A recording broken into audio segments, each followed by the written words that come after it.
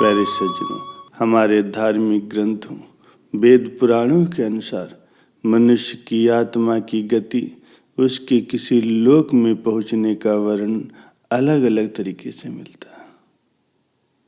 हमारे वैदिक ग्रंथों के अनुसार आत्मा 5 तरह के कोश में रहती है: अन्नमय, प्राणमय, मनोमय, विज्ञानमय और आनंदमय।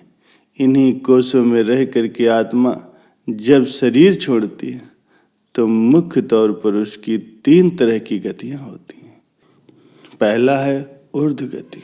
इस गति के द्वारा व्यक्ति ऊपर के लोकों की यात्रा करता है। ऐसा वही व्यक्ति कर सकता है जिसने जागृत, स्वप्न और सुषुप्ति में खुद को साक्षी भाव में रखा है या निरंतर ही भगवान की उसने भक्ति की है। ऐसे व्यक्ति देव योनि के सुखों को भोग करके पुनः धरती पर जन्म लेते हैं। दूसरी है स्थिर गति। इस गति का अर्थ है कि व्यक्ति मरने के बाद न ऊपर के लोकों में गया और न ही नीचे के लोकों में, अर्थात उसे यही तुरंत ही जन्म लेना होगा। ये जन्म उसका मनुष्य योनि का ही होगा। तीसरा है अधोगति। जिस व्यक्ति ने किसी भी प्रकार का पाप करके या नशा करके अपनी चेतना या अपने होश के स्तर को बहुत नीचे गिरा लिया है, वो नीचे के लोकों की यात्रा करता है। रेंगने वाले जीव जंतु, कीड़े मकोड़े और गहरे जल में रहने वाले जीव जंतु अधोगति का ही परिणाम है।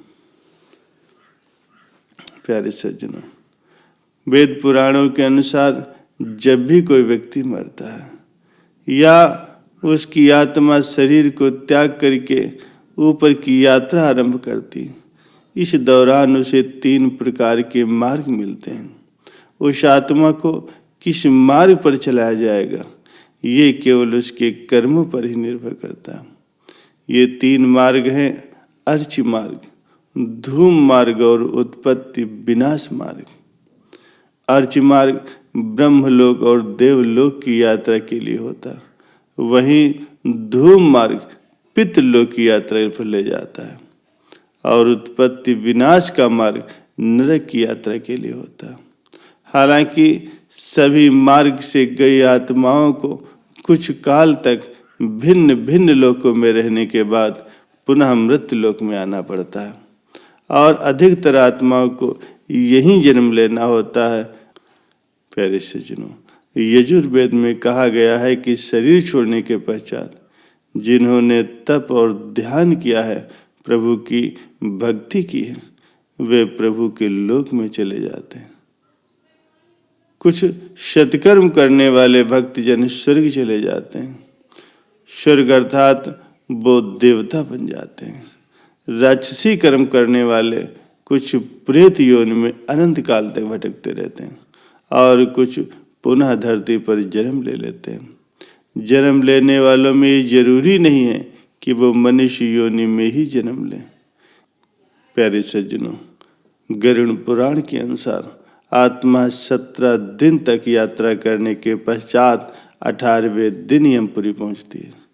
गरुड़ पुराण में यमपुरी के इस रास्ते में वैतरणी नदी का उल्लेख मिलता है। वैतरणी नदी विष्ठा और रक्त से भरी है। जिसने दान पुण्य किया है वो इस वैतरणी नदी को आसानी से पार कर लेता है और यमलोक पहुंच जाता है, अन्यथा इस नदी में वे डूबते उतराते रहते हैं और धर्मराज के यमदूत उसे बार बार निकाल करके उसमें धक्का देते हैं।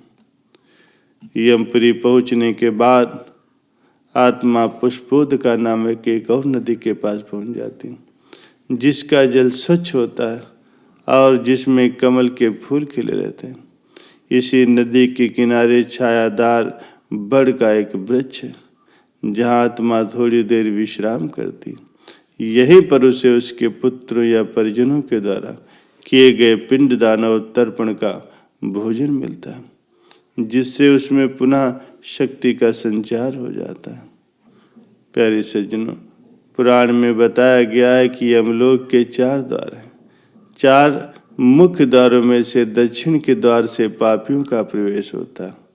यम नियम का पालन नहीं करने वाले निश्चित ही इस द्वार में प्रवेश करके कम से कम 100 वर्षों तक कष्ट झेलते। पश्चिम का द्वार ऐसे जीवों का प्रवेश द्वार होता है जिन्होंने दान पुण्य किया, अपना जीवन धार्मिक नियमों से व्यतीत किया और भक्ति करते हुए अपने प्राणों को त्यागा। उत्तर के द्वार से वही आत्मा उसमें प्रवेश करती है जिसने अपने जीवन काल में माता पिता की सेवा की, हमेशा सत्य बोला है और हमेशा ही मन वचन और कर्म से अहिंसक रहा है। पूर्व के द्वार से उस आत्मा का प्रवेश होता है जो योगी ऋषि सिद्ध पुरुष होते हैं। इसे स्वर्ग का द्वार कहते हैं। इस द्वार में प्रवेश करते ही आत्मा का गंधर्व, देवता और अप्सराएं स्वागत करती हैं। माना जाता है जब कोई व्यक्ति मरता है तो सबसे पहले वह गहरी नींद की हालत में ऊपर उठने लगता है। जब आंखें खुलती हैं तो वह स्वयं की स्थिति को समझ नहीं पाता। जो कुछ होशवान है वे समझ जाते हैं। मरने के 12 दिन के बाद यमलोक के लिए उसकी यात्रा शुरू होती है। वह हवा में स्वतः ही ऊपर उठता जाता है और जहाँ रुकावट होती है वहाँ उसे यमदूत नजर आते हैं जो उसे ऊपर की ओर गमन कराते हैं। प्यारे सज्जनों, गरुड़ पुराण में बताया गया है कि आत्माओं के मरने की दिशा उसके कर्म और मरने की तिथि के अनुसार तय होती है। जैसे कृष्ण पक्ष में जिसने शरीर छोड़ा है तो उस काल में दक्षिण और उसके पास के द्वार खुले रहते हैं, लेकिन यदि शुक्ल में देह जिसने छोड़ी है तो उत्तर और उसके आसपास के द्वार खुले होते हैं। लेकिन तब कोई भी नियम काम नहीं करता जब व्यक्ति पाप कर्मों से भरा हो। शुक्ल पक्ष में मर कर के भी वह दक्षिण दिशा में ही गमन करता है। इसके अलावा उत्तरायण और दक्षिणायण सबसे ज्यादा महत्व होता है। प्यारे सज्जनों, जो लोग पापी और अधर्मी हैं, जिन्होंने जीवन भर शराब, मांस और पर स्त्री गमन किया है, जिन्होंने धर्म का अपमान किया है, जिन्होंने कभी भी धर्म के लिए पुण्य का कोई कार्य नहीं किया, वे मरने के बाद स्वतः ही दक्षिण दिशा की ओर खींचे जाते हैं। रक्त और विष्ठा से भरी बैतरणी नदी पार करनी होती।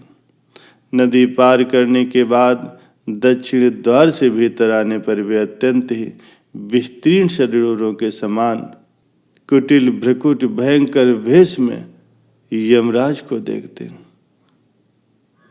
वहां घोरतम पशु और यमदूत उपस्थित रहते हैं। यमराज हमसे सदा ही शुभ कर्मों की आशा करते हैं, लेकिन जब कोई ऐसा नहीं कर पाता तो भयानक दंड के द्वारा जीव को शुद्ध करना ही उनके लोक का मुख्य कार्य है। ऐसी आत्माओं को यमराज नरक में भेज देते हैं। प्यारे सज्जनों, संत महापुरुषों ने इसीलिए प्रत्येक मनुष्य को ईश्वर की भक्ति करने के लिए कहा। जो व्यक्ति अपने जीवन काल में ईश्वर की भक्ति करके अपनी आत्मा के स्तर को ऊंचा उठा लेता, वही परलोक के सुखों को प्राप्त करता है। वो यहाँ भी सुखपूर्वक जीवन बिताता है और अपना परलोक भी सुहेला कर लेता है।